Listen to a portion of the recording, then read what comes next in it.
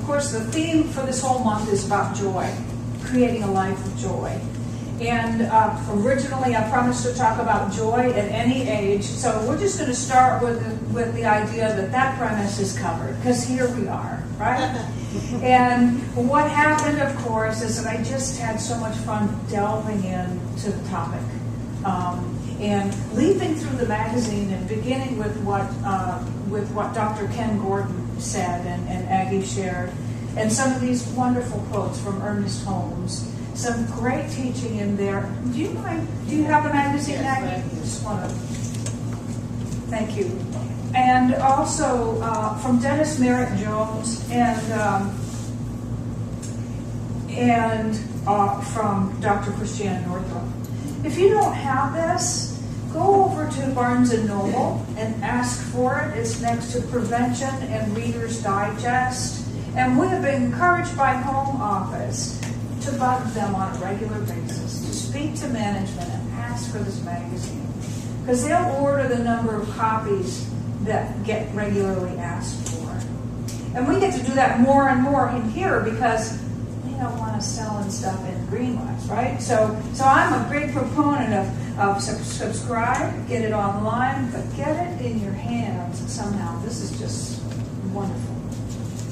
So in talking about this too, Rick and I came up with this acronym. I told him, I'm working on a JOY acronym, thinking, I'll just make 3 great points. And that didn't happen either because it was just too much fun to be had with this topic.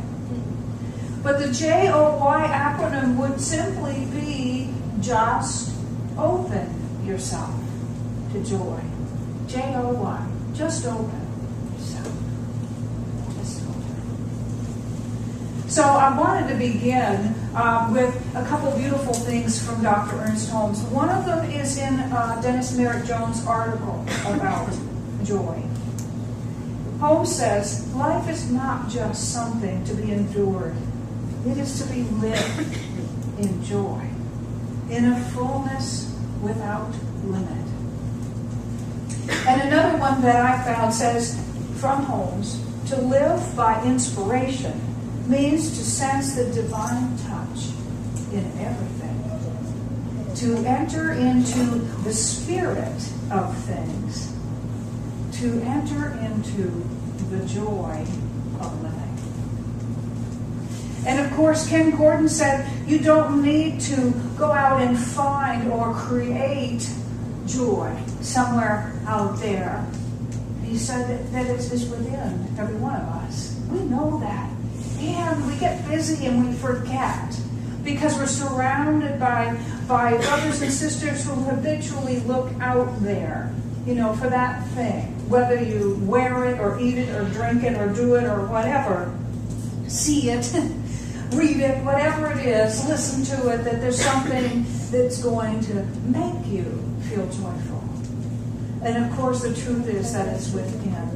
And Dr. Ken also, he's our spiritual leader, by the way, for those of you who don't know that. Amazing, amazing man. If you ever get to hear him speak, definitely be there. The key to living a full life is to break the habit of thinking that we've so loyally embraced, that habit of seeing, expecting, and concentrating on a less than joyful experience. And this is one from Ernest Holmes that I love. He begins by saying, spirit is not depressed. And we remember, because we take these classes and we learn to equate ourselves with that which made us and say, wait a minute. If God is joy and I am made by God in God's image and likeness, then I am one with joy. If God is whole and perfect and lacks for nothing, and I am one with God, and God has made me in its image and likeness, then I am one with wholeness and perfection, etc. So here's this. If you would catch the vision of the joy which should be yours, you must dry your tears. You must lay aside your fears. You must think from the inspirational center within you, which is nothing less than the divine in you singing its song of life. So Dennis Merritt Jones talks about how most of us have grown up believing that we have to choose between joy and productivity. That we have to choose between whistling and getting the work done. That we have to choose between laughing and getting the dishes clean, right? And on and on and on. That we're supposed to choose between those two. And he says, of course, oh, no, no, no. There is no need to choose between joy and productivity. And we know from studying here and in places like this, that what we get to do instead is reinterpret what these things mean. So we begin with joy. We just heard some beautiful quotes, and we're remembering that joy, it isn't frivolous. It isn't a luxury. It isn't something that we don't have time for. It is actually the embodiment, the expression, and the experience of the divine moving through us, and the feeling that wells up when we allow that to happen. It is a gift from our Creator. It feels great, and it should, because it is greatness. So is that frivolous? Is that something that we don't have time for? Is that something that we should set aside because there's so much important stuff to do? What if we do something different? Productivity means to produce something. Productivity means to produce something. Well, funny thing, there's nothing wrong with that either. And I know, and I'm sure that you know, that when I do something and I'm not in a good place about it, I just make a mess. I make mistakes. I miss the mark. I have something to clean up. I have to do it over. More time passes. It gets worse, and so on, right? When you get in one of those icky spirals.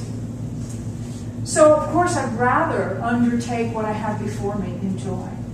I remember when I was a volunteer with Barbara and John Waterhouse in Asheville before I became a minister.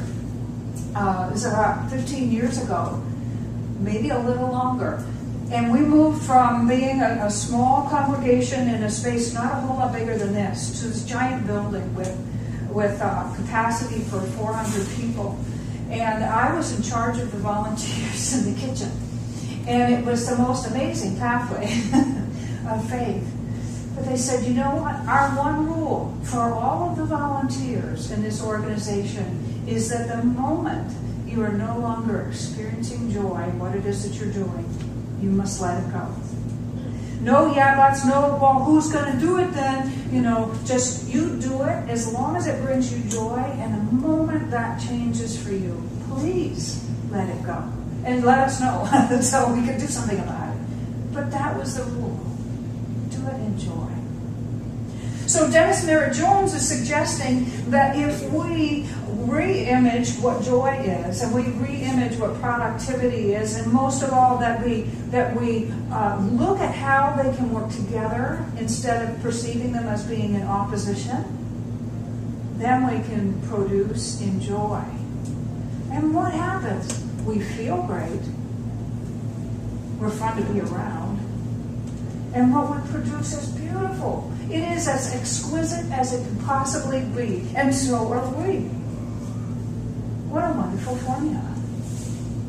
The beautiful thing is that in my voyage of discovery, sort of reading what all these different spiritual teachers were saying, is that we have this other quote from Ernest Holmes that says, love points the way. And law makes the way possible. Well, joy and productivity is love and law. Joy. I don't know how many of you read back in the 80s Shakti Gawain's Living in the Light, but she says that if you simply trust the direction of your enthusiasm, you'll go in the right direction. Where you feel more alive is where you're supposed to go. And where you feel less alive is just, hey, not for me. Not good, bad, right, around, just not for me. Can you imagine if you gave yourself permission to let joy be your guide? Let love point the way. Productivity, universally, is the activity of the law that simply says yes and produces according to what is impressed upon it. So imagine that our job is to say yes to the joyful impressions which actually well up from within us and are sensed first by our hearts before we say, yeah, what a great idea. If we say yes to that direction and trust it, and then allow the law to make it so, how beautiful is that? So there's nothing impractical about finding a balanced and complementary relationship between joy and productivity because they're already there. Right? So what's left to do then? Maybe just a little bit more about how to find it. Because perhaps many of us, with our mile-long to-do lists and our electronic calendar reminders and our pop-up emails to tell us we promised to be here or there or do this or that or big notebooks or whatever, however we organize all this stuff that we think is so important and has to happen now, there are several ways to get in touch with what matters most. The first, of course, is to make the choice, to remember that we have a choice. To give ourselves permission to choose joy. The second is this wonderful thing that's part of an article with the cover, Dr. Christiane Northrup and Diane Bishop did the interview. And she learned from another gentleman whose name I forgot, this simple concept of communing with the divine. She's talking about communing with the divine and praying daily as a way to maintain youth, as a way to maintain vitality, as a way to embrace agelessness. And so here's where the agelessness comes into this message about joy.